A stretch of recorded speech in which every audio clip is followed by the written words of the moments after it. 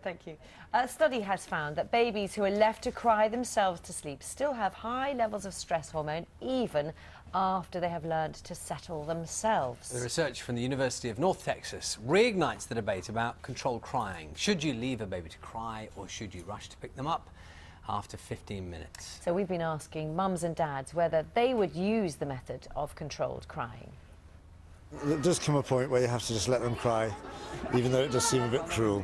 I think if they're crying, there's something wrong, so I'm quite distressed. You know, you check if there's actually a reason for it, and if nothing's apparent, then you just kind of got to let them do what they've got to do, I suppose, up to a point. They were quite good sleepers, but what I would do is go in, put a hand on them, comfort them, and then gradually walk away.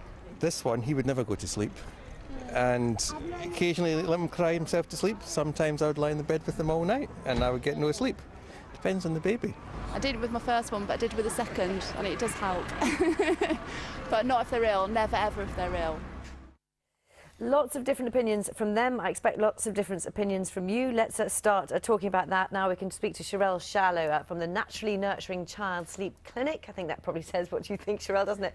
And Elizabeth O'Shea, who runs parenting classes. Morning, both. Morning. Let's just be clear with the viewers. You both have 4 children. Yes, we do. Yeah. Yep. So you are well qualified to talk about this. Sherelle, first of all, what do you think about this idea? Basically, they did a small study and it said that children who were left to cry were actually still stressed, even though they had learned to settle themselves and go to sleep. This study, long time coming. Totally agree. It's what we knew already at the end of the day. As far as I'm concerned, you don't need to do controlled crying because it does cause stress, not just for the child, but for the parent as well. And I think parents have been missold this method because traditionally, that's what everybody has been passing down.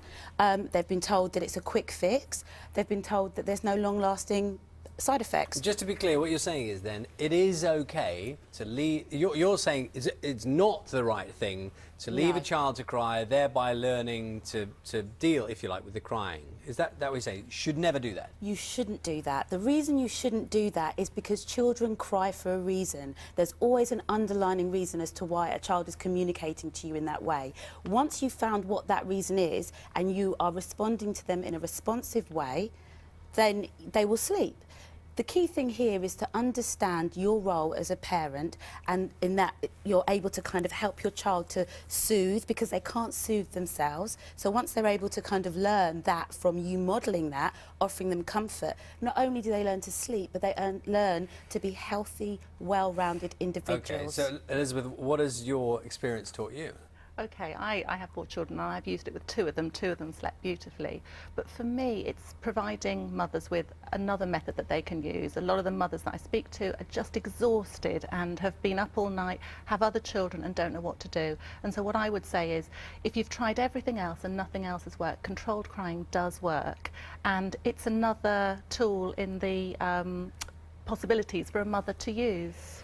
You're shaking. I know you're shaking your head, but you know she does make the point that people can become very distressed by it, very exhausted by it. So what do you say to those exhausted mums and dads out there who just don't know what to do with the crying baby? I'm all for parental choice, but what I want parents to realise is that this can cause long-term damage, and just because we don't see what's going on doesn't necessarily mean that nothing bad is happening to the child. If you go to your baby every time it cries and you don't leave it to cry, it's still crying, but you're just going to it each time. I mean, surely if we're saying that the crying baby is being stressed, then it's also being stressed when it cries and you go to it. You're just sort of perpetuating it. Yes. For me, it's when a mother is so exhausted, she needs a choice. I think what the study hasn't shown is the stress levels for the mother who's suffering sleep deprivation night after night after night and still has to get up for her children.